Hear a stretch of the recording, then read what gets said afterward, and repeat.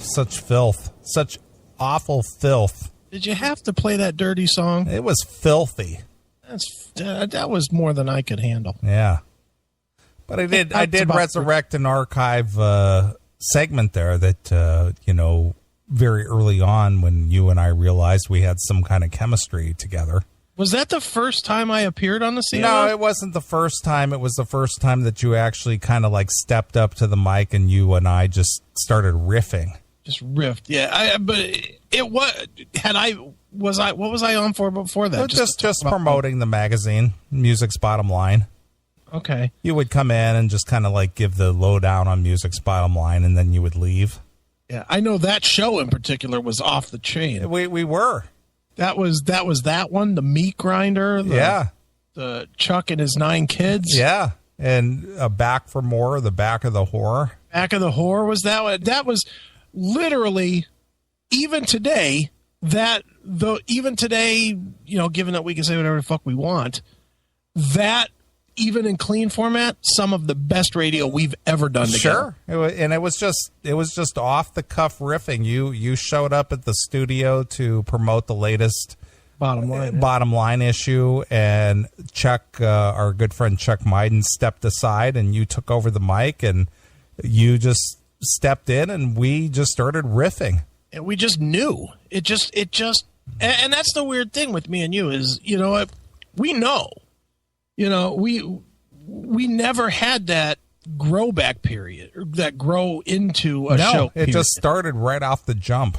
Yeah. And even we took the 2.5 years off, and I don't know if you feel this way or not, but that first show when I did the Ted Nugent shit, right back in the pocket. Yeah, exactly. I mean, we went a little too far with it because we were completely unprepared. We were prepared for... I think I had said to you, I'll do an hour. Yeah, you said I'll just step in just to see how it feels. Yeah, I was like, I'll do an hour and I'll see where we're at. And we did 5 hours? Yeah. And we took some unnecessary chances. Sure. That is one of the few, and maybe you don't even think about this, but that is one of the few real fucking bomb segments that we ever did. When we tried to push it too far and we went and tried to do a happy time with Harry. Right. Yeah. We weren't ready for that yet. Weren't ready for it, and it just fell. Yeah. But all the rest of the shit was funny. Especially the crying at Ted Nugent. Because that was I don't know. In the old days we talked about music. That was really one of the first times ever on the show where either one of us really opened up about personal shit. Sure. Well, the thing is that,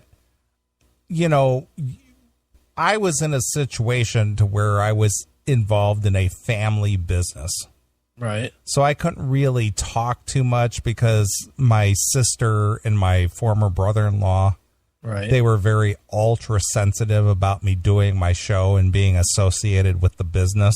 Okay. Because they were so fearful that some of our business associates might hear us being silly. Yeah, us doing what we do. Right, okay. So I had to be reserved. And then you were married to someone who absolutely hated the show and didn't particularly care for me. And and gave you a rash of shit every single week for doing the show. So you had to try to straddle that line. So you kind of held back. But when I was shed of the family business, and you were shed of your family business, we could just be ourselves. Right. And that's when things took off. Well, I'm not allowed to confirm or deny what you just said there, because that would fall under the married fucking scope. But I will say this. I certainly felt a whole lot more loose and ready to go when I came back to the show. Sure, because you had no one to answer to.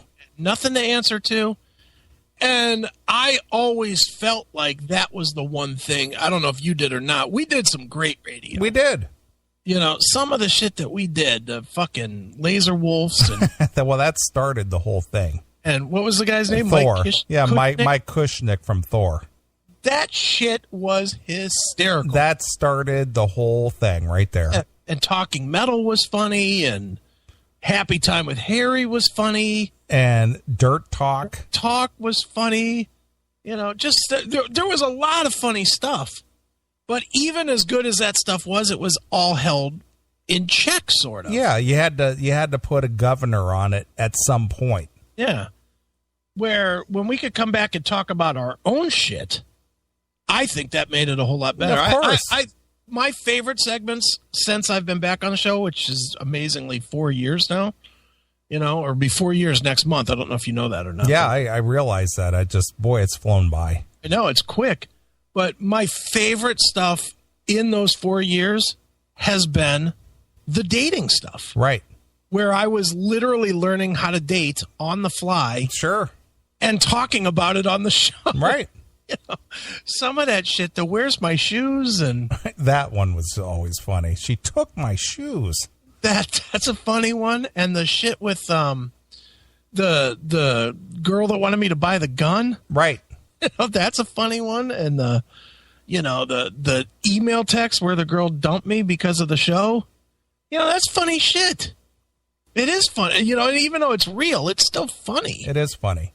You know, and it just proves that the reality is probably more fun than the, you know, trying to make things go. Well, you know, a segment that we did last week, and I see Jen is in the chat room. I saw her type in there with Aero and When. Mm-hmm. Was that Swiffer Bitchers segment we did last week? Apparently, one of the two is not happy with this. Really? I found that extremely funny.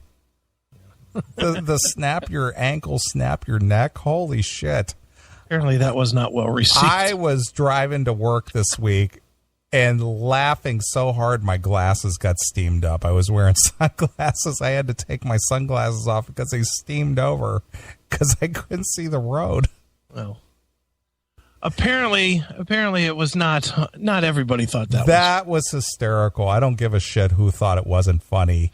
I agree. I thought it was damn funny. Oh, my God. I was cracking up. I thought it was damn funny, too. But, you know how everybody dude, I say it all the time. Everybody thinks the show's funny until it hits them. Right. You know, and there's that thing, just like last week. And I'm not trying to stir up the pot with Scotty or anything because he's, you know, not acting like a douche tonight, which is fine. But, you know, the whole thing about getting offended or that Jackal should have been offended or whatever because we threw him in the barrel. Yeah, well, look at Jackal's in the chat room tonight. He didn't get chased away because he didn't get butthurt about what we were doing. He knew he fucked up, and we were goofed on him about it, and it's over. Well, the thing I always hope with anybody is that they know that we're just fucking jerking around. That's what we do. We all bust each other's balls. That's all we're doing. I mean, look at our friend Hairball John. Yeah. He came on tonight, and man, we busted his ass several times, big time. We busted him making an innuendo that he went into a men's bathroom in a glory hole. Yes. We busted Hairball John so hard, and his friend, rest in peace, Acid Chimp. Nobody was more harsh than me on that guy. Especially when you were mimicking him by holding your tongue. I hold my tongue. Yes, it is. When I would do that shit, I mean, that was just mean. Yeah. But those guys got it. They knew they knew that we were playing, and we let them. And, you know, that's always been the thing with us is that, you know, like Red and Jerry are probably the biggest ones. We goof on them too. And they goof on us right back. That's fine. And that's okay. You know, I mean, and it's funny because when those guys do, we'll get an email. Dude, what's wrong with your fucking friends? They're fucking being dicks to you. I was like, dude, whatever. It's Red and Jerry. You know, it's fine. No, it's all good. We don't care. I never understand why anybody would be offended by any of this shit, but whatever. You know, I would think the people that are listening get it. Yeah, it's not personal. Just goof on things. Yeah, exactly. But that. All right, that made me laugh. Yeah, see, there you go. Well, there we are sitting by the fire. Yeah. But that Swiffer bitches, I know Jen's in the chat room, but holy shit, that was funny. God damn, that was funny. Right. Especially when J-Ro was talking about being disabled, and I said, what, being born a woman isn't enough? That was funny. That's a funny That was a good line. Of course it was. We can't worry about that kind of shit. I don't worry about it. I found it. I listened to that twice this week. Yeah, I listened to it a couple times too. It was funny. Me just making up lyrics on the fly. Because you fell down at work just like a jerk. I was just like, God damn, that was funny. Well, it is what it is. You said, what did you say? You sang some lyric and said something about being a whore. You said something about I stumbled out the door because I'm a whore. Something to that effect. You were singing when you were singing your prong lyrics. Because I'm a whore. I was just reaching for any word that rhymed. Right. Oh well. One hurt. I'll just have to reach out to her tomorrow. I know, but it was still funny. And say, get over it. Yeah.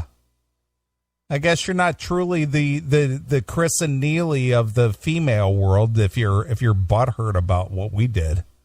I know one side isn't.